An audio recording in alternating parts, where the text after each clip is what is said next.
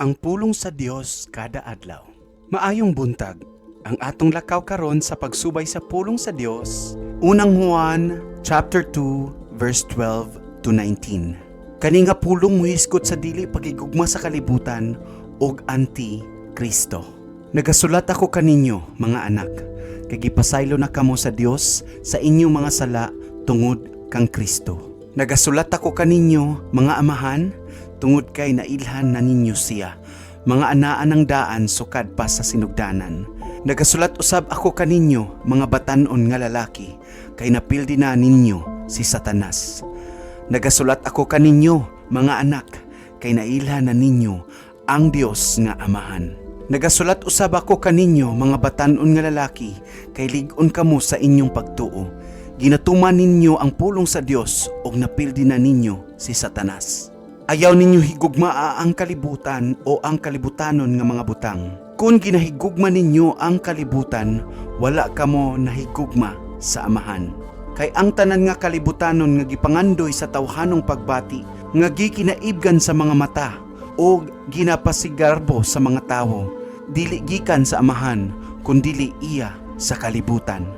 Ang kalibutanon ug ang tanang mga butang niini nga ginatinguha sa mga tawo mahanaw, apan ang nagatuman sa kabubuton sa Dios nagakinabuhi sa walay katapusan. Mga anak, nakadungog na kamo nga moabot ang Antikristo, ug kun moabot na siya, haduol na kita sa katapusan nga mga adlaw. Bisan gani karon daghan na ang mga Antikristo, busa nahibaluan nato nga haduol na kita sa katapusan nga mga adlaw. Bisan uban sila kanato kaniadto, dili nato sila tinuod nga mga kauban. Kay kun tinuod pa nato silang kauban, wala unta sila mubiya kanato.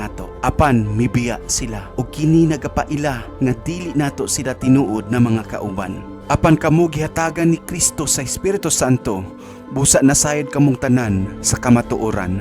Nagasulat ako kaninyo, dili tungod kay wala kamo masayod sa kamatuoran, kundili tungod kay kamo nahibalo na, og nahibaluan usab ninyo nga walay bakak nga nagagikan sa kamatuoran. Kinsa ang bakakon? Siya nga nagaingon nga si Jesus dili mao ang Kristo. Mao kini ang Antikristo, ang naglimod sa amahan og sa anak. Ang naglimod sa anak, wala diha kaniya ang amahan. Apan ang nagaila sa anak, anaa diha kaniya ang amahan. Busa ayaw gayud ninyo kalimti ang mga gitudlo kaninyo sukad nga kamo mituo. Kung ginatuman ninyo kini, magapabilin kamo sa panaghiusa diha sa anak og sa amahan. Ug ang gisaad ni Kristo kanato mao ang kinabuhi nga walay katapusan.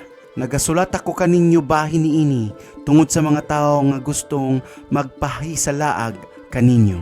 Apan kamo, ang Espiritu Santo nga nadawat ninyo gikan kang Kristo, nagapabilin kaninyo. Busa, dili na kinahanglan nga tudloan pa kamo sa uban nga mga tawo, kay ang iyang Espiritu mao ang nagatudlo kaninyo sa tanang mga butang, ug ang iyang gitudlo tinuod og dili bakak.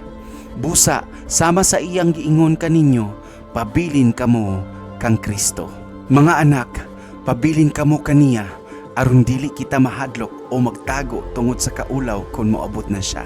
Nahibaluan ninyo nga si Kristo matarong, busa makasiguro gayud kamo nga ang tanang mga tawo nga nagabuhat og matarong mga anak sa Dios. Mao kani ang pulong sa Dios karong adlaw. Salamat sa imong pagpaminaw ug pagtan-aw sa pulong sa Ginoo. Kita ta ugma aron sa pagsubay sa maayong pulong. Kini ang King FM 92.5, ang tingog sa grasya. Maayong adlaw.